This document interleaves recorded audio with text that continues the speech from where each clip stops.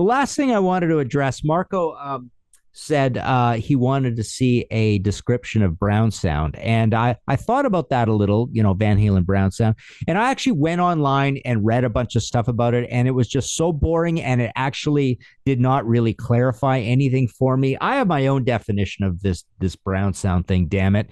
And I think it's better and it's less. I mean, go online and read about it. And what makes it like ridiculous is that everybody just starts talking about different Eddie Van Halen guitar gear that he used, and it's to make a warm, majestic sound or whatever. I particularly don't think if you just narrow it down to Eddie's sound, you get any consensus on why or how it's made, because people are even start debating different things he used to get the Brown sound. So it's a long, boring discussion about guitars and amps and gear and effects, essentially. And it ticked me off even more when I tried to Google, okay, give me 10 songs that are a perfect example of getting this Brown sound, right?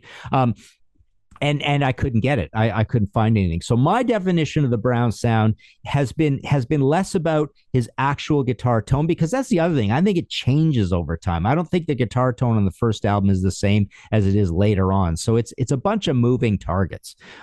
So my definition has always included his tone, the things he does, so the fluidity and the tapping and the noise-nick nature of his guitar soloing, and it includes Alex's sound, because the whole discussion seems to have come up when Eddie says, I want my guitar to sound the way Alex's drum sound, specifically his snare sound, which again is not, to me, the Brown sound, when I package it up and include it, it includes his snare sound, his tom sound, definitely his bass drum sound, mixed in with Eddie, and then just the general production malaise of a Ted Templeman or an Andee Johns or even a Mick Jones from Foreigner, and Eddie mixed in with those guys, what they get in total. So to me, Van Halen has a Brown sound, but Eddie Van Halen on his own, it's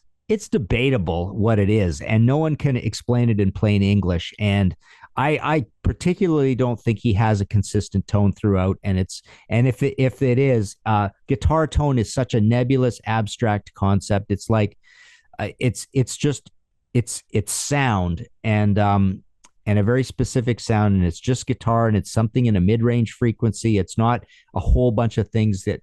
I guess what I'm getting at is I don't think there is a particular tone that is so distinct from everybody else's and distinct for Eddie on every single album versus the other albums that constitutes just calling it a Brown sound. To me, I've in fact I've just written some reviews of Van Halen songs. To me, I get all excited about the Brown sound when I think of those last few Sammy Hagar songs that were recorded. It's About Time, Up for Breakfast, Humans Being. And also, I think the brownest sound the band ever got was the album weirdly produced by Mick Jones. So 5150, I think, is a total Brown sound album. There's less of a Brown sound album, or less of a Brown sound on For Unlawful Carnal Knowledge or Balance, I think. Balance is pretty Brown soundy. OU812, not very Brown sound, except, again, I sometimes include the whole thing, the different things he does with synthesizers in this Brown sound thing. And I include when he gets really crazy with the sounds he gets on And the Cradle Will Rock, One Foot Out the Door. What are some other ones that are really engaging in that, link between synthesizers and guitar way, and effects way.